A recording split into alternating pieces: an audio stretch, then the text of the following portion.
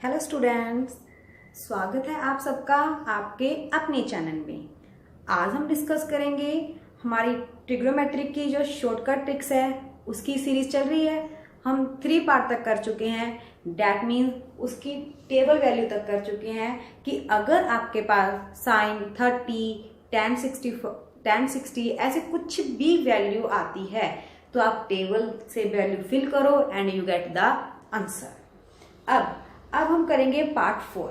आज हमारा आता है पार्ट 4। इससे पहले भी हमने किया था भी आपके पास जो भी फंक्शन थे साइन, टैन, कोस, उसके साथ जो भी एंगल आ रहा था उस कोई कुछ कांस्टेंट एंगल था। एनी कांस्टेंट एंगल था आपके पास भी, दैट्स बाय 22 डिग्री हो गया, 45 हो गया, 36 हो गया, कुछ भी कांस्टेंट था। अगर कांस्टेंट भी आता है इसके साथ जो फंक्शन लगा है, सम 90 बन रहा है, सम 180 बन रहा है, रोटेशन के साथ हो रहे हैं ऐसे क्वेश्चन वैल्यू फिल करके हो रहे हैं, जिनकी वैल्यू है वो वैल्यू फिल करके हो रहे हैं। जैसे इन दोनों की वैल्यू नहीं है तो ये रोटेट करके हो रहे हैं। ये हमने पार्ट 2 में किया था और ये हमने पार्ट 3 में डिस्कस किए थे ऐसे क्वेश्चन। अब क्वेश्चन आते हैं, अगर आपके पास sine theta, cos theta, tan theta ऐसी वैल्यूज आ जाती हैं, दैट मीन्स कांस्टेंट वैल्यूज नहीं है, थीटा मेंशन है, तो कैसे सॉल्व करोगे? हमने तो 10th क्लास में या उसके बाद की 1-2 क्लासेस में किया हुआ है। अगर ऐसा इनके साथ कुछ भी मल्टीप्लाई में प्लस माइनस में आता है तो हम आइडेंटिटी यूज करते हैं, फिर सॉल्व करते हैं। कितना लेंथी जाता है आइडेंटिटी सॉल्व करने में, है ना?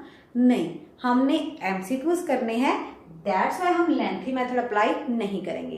तो कौन सा मेथड अप्लाई करेंगे, आइए देखते हैं।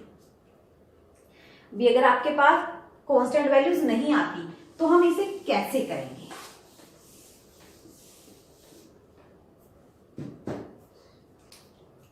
और टॉपिक स्टार्ट करने से पहले वैसे आपको साइड पे रेड बटन दिख रहा होगा जब आप वीडियो देख रहे हो, तो उस रेड बटन को क्लिक करके मेरे चैनल को सब्सक्राइब कर लीजिए, लाइक कीजिए और शेयर करना बिल्कुल ना भूलें।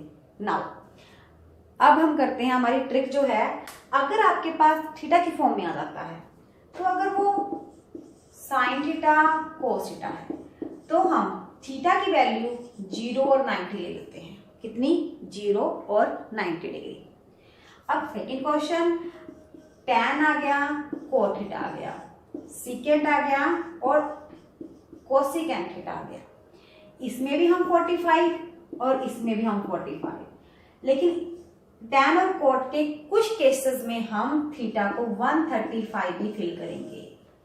कैसे फिल करेंगे ये भी बता देती हूँ, बस आप ये ध्यान रखना कि आपने थीटा ऐसे फिल करना है।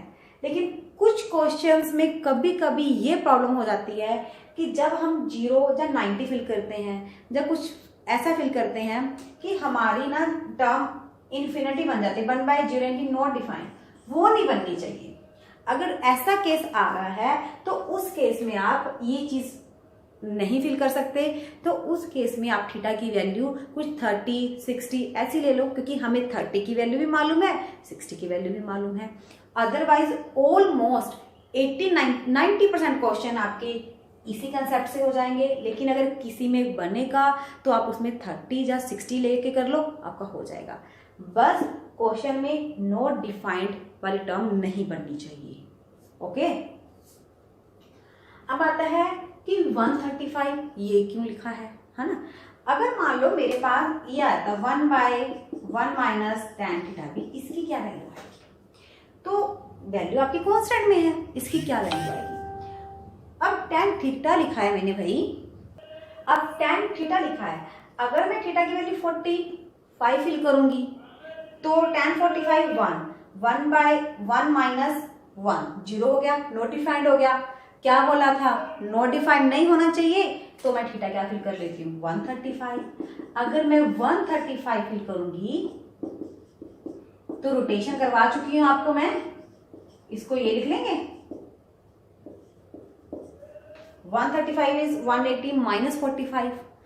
एंगल सेम है, सॉरी फंक्शन सेम है, मैंने एंगल को रोटेट किया है।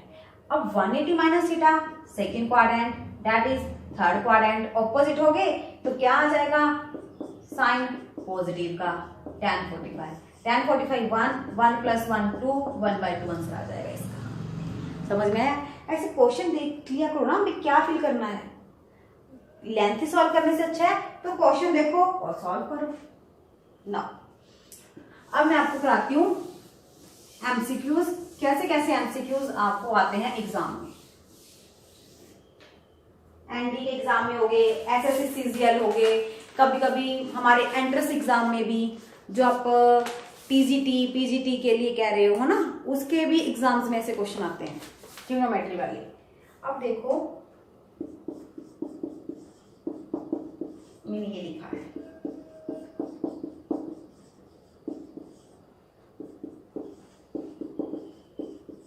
ये कितना होगा, विल बी। ऑप्शंस है 2, 6, 5, 3।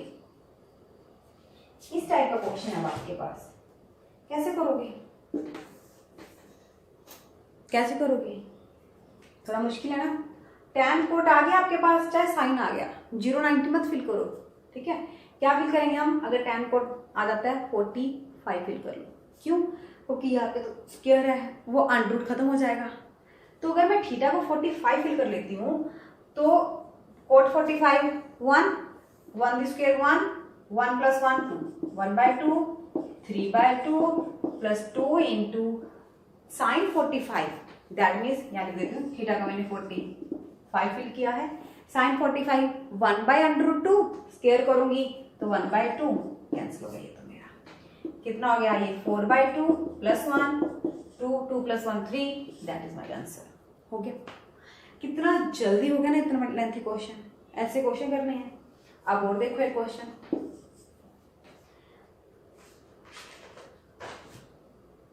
यहाँ पे 4, 5 आ रहा है तो भी सेम चीज है। फाइंड द वैल्यू ऑफ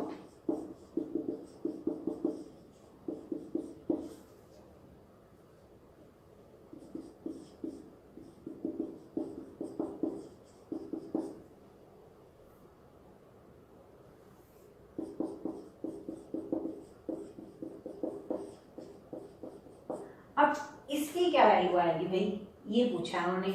14, 12, ये आपके पास ऑप्शंस है, ठीक है। अब देखो, देखने में तो ये क्वेश्चन बड़ा लेंथी सा लग रहा है ना, कि कैसे सॉल्व करेंगे। वही सेम, क्या फिल करना है हमने, x को या तो 0 या 90, 0 फिल कर देते हैं। अगर 0 फिल करूंगी तो मैं, क्या होता है मेरा, साइन 0 0, ये खत्म हो गया, साइन 0 0, साइन 0 0, ठीक है। और कोस 0 क्या होता है मेरा, 1। तो अगर मैं -1 करूंगी, पावर क्या है 4, पॉजिटिव रह जाएगा, 3 आ गया ओनली, प्लस 1 फिल करूंगी, आगे ब्रैकेट है, 1 फिल करूंगी, सॉरी 0 फिल करूंगी, 1 आ गया इंटू 6 प्लस 4, 1/6 कितना आ गया, ये 13 हो गया। हो गया मेरा, कितना इजी हो गया ना, ठीक है। ऐसे आप जितने भी क्वेश्चन आते हैं बड़ी इजीली कर सकते हो। बस थीटा को चूज करो, वैल्यू फिल करो, यू गेट द आंसर। अब नेक्स्ट है, जितनी प्रैक्टिस करोगे ना उतना टॉपिक क्लियर होता जाता है। मैं क्वेश्चन ही करवाऊंगी बस।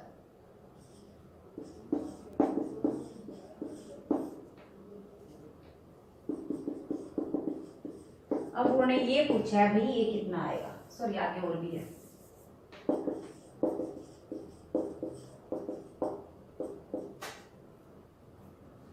ये कितना आएगा, ऑप्शंस,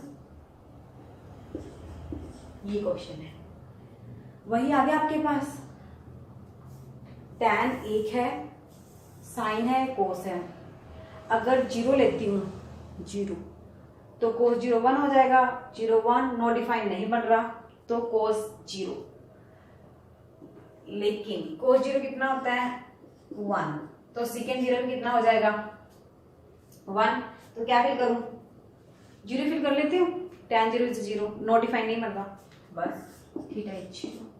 अब 0 लिया मैंने, कोस 0 1, ये भी 1 हो गया, 1 है मल्टीप्लाई में, लिखने की जरूरत ही नहीं है, ठीक है।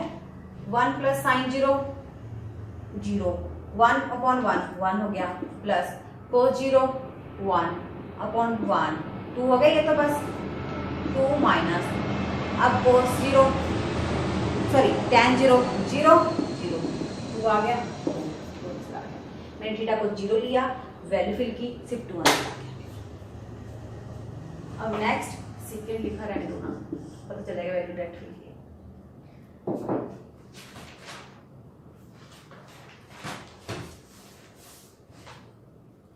अब नेक्स्ट क्वेश्चन है एक और,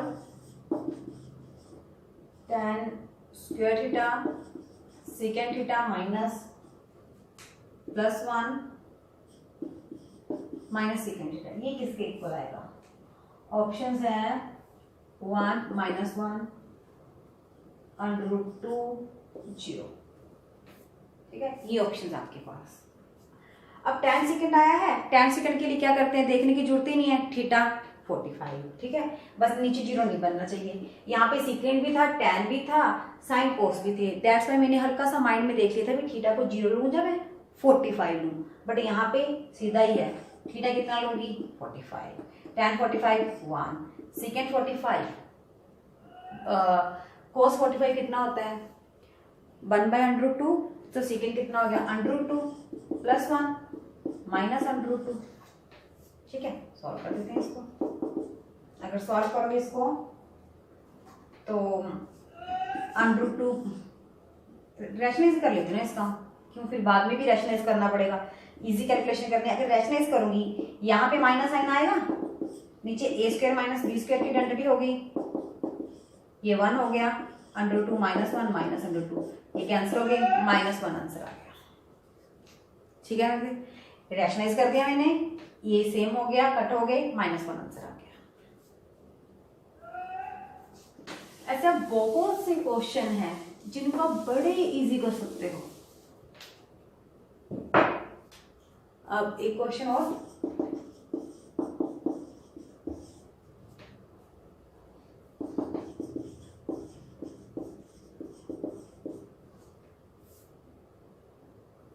ये लिखा है देन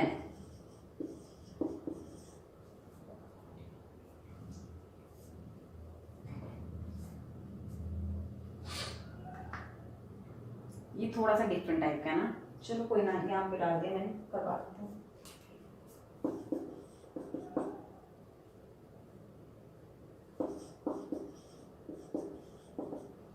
ये इसकी ऑप्शंस हैं। अब ये आपके पास किस टाइप का क्वेश्चन आया हुआ है, हमने cos थीटा फाइंड आउट करना है कितना आएगा, ठीक है। अगर मैं इसको, अब देखो इसको थोड़ा सा सॉल्व करना पड़ेगा इस क्वेश्चन को, sin theta plus cos theta √2 cos 90 minus theta that is a sin theta, तो साइन को उस तरफ ले जाओ, cos theta √2 sin theta minus sin theta, sin theta common आ गया मेरा, √2 -1, ठीक है। यहाँ पे क्या है cos थीटा, cos बाय sin क्या हो जाएगा cot थीटा, कितना है ये √2 -1, √2 -1 हो गया, ठीक है। इसमें फिल करने की जरूरत ही नहीं पड़ी क्योंकि थीटा cos थीटा की निकालनी थी, तो वैल्यू फिल की, आपका आंसर आ गया, ठीक है।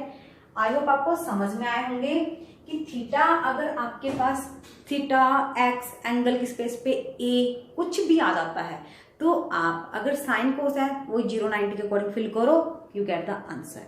लेकिन यहाँ पे क्या चीज नोट करने वाली है वो देखो कि जितनी भी ऑप्शंस आती थी ना हमारे पास, ऑल ऑप्शंस आर कांस्टेंट। क्या थी, सारी ऑप्शंस कांस्टेंट थी। लेकिन अगर आपके पास ऑप्शंस आ जाती हैं sign theta, cos theta, tan theta, फिर फंक्शंस में ऑप्शंस आ जाती हैं आपके पास फंक्शंस में, तब अगर आप उसमें मान लो थीटा को मैंने 0 फिल किया, जो भी मेरे पास क्वेश्चन है, तो sine 0 is also 0, tan 0 is also 0, 2 option हो गई। अगर मैंने थीटा ओकेशन में 0 पुट किया है, तो थीटा यहाँ पे भी तो 0 पुट करूंगी मैं, तो मेरी 2 ऑप्शन होगी। तो इस टाइप के क्वेश्चन में थोड़ी सी प्रॉब्लम होगी ना, इस टाइप के क्वेश्चन में कंफ्यूजन होगी।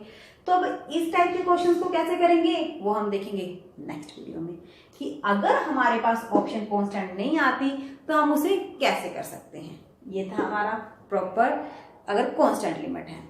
Thank you for watching my video.